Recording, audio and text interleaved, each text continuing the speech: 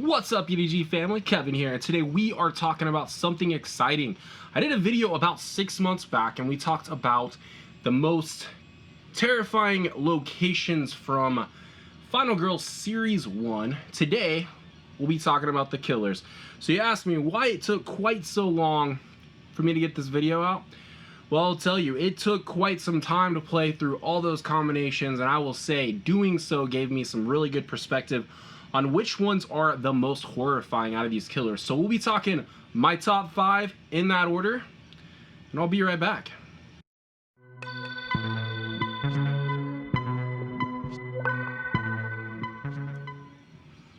Alright, so before we get into this, if you want to see more Final Girl content, make sure you subscribe, like this video, and leave me a comment. Let me know what your #1 killer from Final Girl Series 1 is, and we'll be doing this probably again in the future. I don't know if we'll just start doing top 10s with all the Final Girl content that'll be out by then.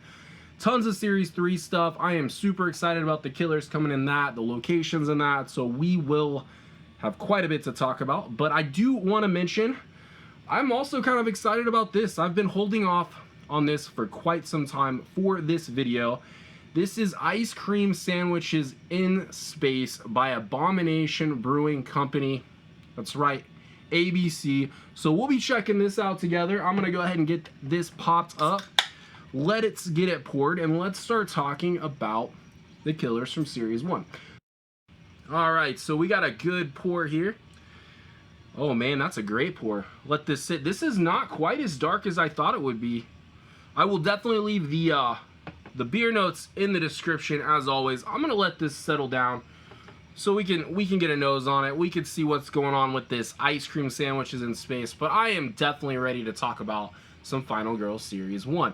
Like I said, I felt like I wasn't quite ready to do this video until I kind of played through everything. So we're gonna start out with number 5. The 5, well, what do you say? The 5 most lethal, horrifying killer from Series 1. And it's not gonna be a ton of surprise. I think maybe a few people may disagree. This list isn't comprehensive. These are my personal preferences playing through, you know, all the different games I've had. You've obviously had different experiences with this game. But my number 5 killer is the one most people would start out with. And that's Hans. I mean, Hans, where do you start with this guy? He hits hard, he moves fast as the game goes on, has the most health, you know, out of most of these killers. And you know, he's no walk at camp, but I will say, him being at number 5, you know, he's got a lot of things going for him even then. You know, he's got a couple, just his finale card. I mean, his finale card is horrible. Bloodbath, you know, move twice, hit twice. That can finish some people off real fast. And look at this guy for a dark power. For every attack, Hans attacks you and each victim in his space once. Do not let this guy hang around too often. Generally, I like to grab some, you know, some retaliation cards or, you know, whatnot to try to do some extra damage to this guy when he's attacking you, because he is gonna attack you. He is gonna move. But he's generally quite easy to handle, specifically at his home location at Camp Happy Trails. So that is why Hans is my number 5, not much higher than that. And we will keep going with this. First, we're gonna nose this. Oh man, this is interesting. I'm not even really sure what this is supposed to be. It's been sitting in there for quite a minute. Milkshake style double pale ale with freeze-dried ice cream, cocoa nibs, vanilla, strawberry, and lactose. Man, this is a 9.1 ABV. It's got a lot of things going for it. But I definitely get the hops. So that was probably the one thing I did get on the nose, the hops. Everything else is kind of, it's gonna be more of a tasting thing, but I don't want to wait too long. Let's talk about my number 4. My number 4 is gonna be probably what some people would have put at number 5. I think the top 3 speak for themselves.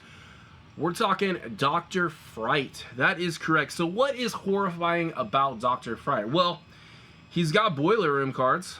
Those are fun, you know, especially when you're asleep. That is always a fun time. And I'll tell you, as much as these are just kind of, sometimes they feel like you're kind of just going through the motions when you're going to sleep, pulling these to the side, you know, seeing if you're going to take damage. They will whittle you down. I mean, you could have a really bad turn in the boiler room, take 4 damage. I mean, I mean, let's say 2 or 3. That's still a lot of these final girls, half their health sometimes, you know, just trying to move these, you know, up, oh, there's a damage, move it to the left, oh, there's a damage. That's 2 right there, you know. So definitely something to be concerned about, even if you think these are kind of just, you know, what they are. But I will say, another thing about Dr. Fright that really gets to me is, you know, he's got these minor dark powers. They're not good. Gets you some health. You know, additional boiler card, puts you to sleep. Definitely something to keep your eye on. Another thing we could talk about is he has this very interesting, you know, panicking. He's constantly making people panic. That also can kind of disrupt, you know, your plan, whether you're saving victims, whatnot. But Dr. Fright, as far as being only a number 4, he's got a very, you know, when you are awake for most of the game, he can attack you. So that is something you can definitely use to your advantage. But I will say he definitely gets harder on a few of the locations where he starts and where there's plenty of other locations to take into effect. They do make him quite more challenging than his home location. So definitely keep that in mind when it comes to Dr. Fright. But yeah, number 4, Dr. Fright for me, Final Girl Series 1. He can be a handful. But we are gonna go ahead, we're gonna get a taste on this. Like I said, ice cream sandwiches in space. Sounds fantastic. I get some strawberry. Right, oh man. Get some strawberry followed by a little bit of that cocoa nibs. Pale Ale is just kind of pushing it on through.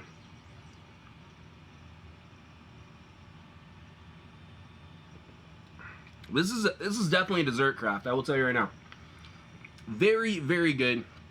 But this is where I think we're going to get a little controversial on this list.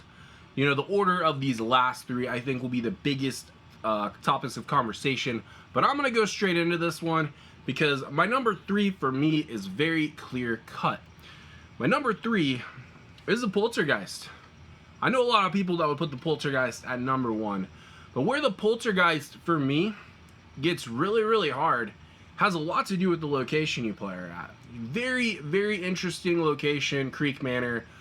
One of the worst. I think I put it at number 1 on my list, and that's because of the movability, the fact that it can kind of, you know, block off escape paths. That's what makes that so hard. And I will tell you, I think the Poltergeist probably plays a little easier on like Camp Happy Trails, some of the easier locations. But I will say, her not being able to attack the Poltergeist takes a lot of Final Girl out of the equation. You can't do damage to her. You go out of Creek Manor, there's like a lot of locations you really don't have to, you don't have extra minions, you don't have extra event cards that you got to worry about something coming out to be able to deal with. So you don't really need those attack cards at all most of the time. But I will say she does get a little nasty when we're talking about her epic dark powers. Caroline can be hard. That's why it's going to be really fun to see her in Series 3. Bringing her in, you know, kind of getting Caroline's revenge. Is that right? That's going to be fun. But just these are stiff wind. All of your moves of 2 are now reduced by 1. Not good. Forgetting something, all of a sudden you got Mr. Floppy to deal with. Not cool. And then anytime you lose time with a horror roll, you lose an additional one. Those are bad. Those are not good. Poltergeist is not easy by any means. I just think the fact that you really don't have to worry about attacking the Poltergeist makes it a little bit easier. It makes it a little, taking that extra work out of the equation. Really, really not too bad. But we are down to the last 2. And I think, you know, not really sure if anybody would predict the order of what these are. This is really good. This one about got away from me. All right. We're going in to number 2, the Inkanyamba. The Inkanyamba is number 2 for me. Lots of things to talk about. Grove's definitely not the easiest location for anyone with your Wrath track. And we'll talk about that right now. Killer Wrath. Something you got to be concerned about with Inkanyamba. Very, very difficult. Tons of horror effects. It's never good. Never good. But I will say, Not all bad, some good, but let's look at this. So much horror effects, increase in the wrath level, not good. And I will say, Inkanyamba, fast and can hit hard. Not the easiest killer. Definitely put him in number 2. And the fact that there are some possibilities to decrease that racetrack is probably the one thing that kind of saves us as far as not being number 1. So, very, very good killer to face. Very, very hard. Difficult. Definitely my number 2, which only leaves one left for number 1. Obviously, we know that's gonna be the Puppet Master, Geppetto. So, you know, the first thing we can mention is the puppets. Puppets can be quite difficult to deal with. They're just one of those things where it's like you constantly maybe have, if they're on the offensive, you gotta guard yourself. You gotta take them out before they take victims out. Can be very hard. And I will say, the Carnival of Blood, one of the best locations to play Geppetto on, believe it or not. Mainly because of the movability. You get Geppetto in Creek Manor. I have lost a few that way. Get cornered in a closet, whatnot. Very tough location. But look at these minor dark powers. Extra heal. This guy doesn't need extra heal. I mean, I know he's one of the weakest as far as health goes and attacks go, but he's the only one that has minions. Kind of makes up for that fact. But then look at all these horror cards. Look at these. I like rolling dice. I don't know about you, but these are not fun to deal with, especially when you get a double. I don't like that. And another thing worth mentioning, and he has some awful dark powers. No strings attached. Oh no, that's not the, that's the finale card. No strings attached. Puppet movements are no longer bound to Geppetto. Just, you know, releases from the game. This is a dark power card. Puppets on the board. Geppetto cannot be killed. That makes it hard. Puppets now do 2 damage when they're attacking. Each puppet ignores the first damage dealt to them. That is quite tough. So Geppetto for me is the hardest killer in Series 1, especially when you take him on all the different locations. Can be very, very tricky. And that's at least my personal experience with Final Girl Series 1. Alright, definitely let me know which killers you would have put first. I think that is definitely one of the comments I want to see in the section. Let me know which one is the worst killer for you. And, you know, maybe even give me a top 5. This is something I definitely want to do in the future, especially when we take Series 2 into effect. Got tons more killers, tons more locations to talk about. The Series 3 killers and locations look fantastic, and then we'll get a real top 10, you know, one of these days with, you know, 15 killers, 15 locations to talk about. Definitely excited for that. If you haven't checked out the Series 3 campaign and it's still going on, definitely go check that out. Give Van Ryder some love. But that's pretty much going to wrap it up for me. Like I said earlier, subscribe, like this video if you want to see some more Final Girl content in the future. I do believe I probably owe you guys a play coming up.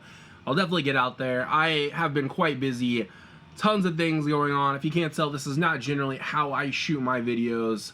So we're in a little bit of transition as far as the E.D.G studio goes. But I hope you guys have a fantastic day. Thanks for watching, and I will see you guys on the next one. Much love.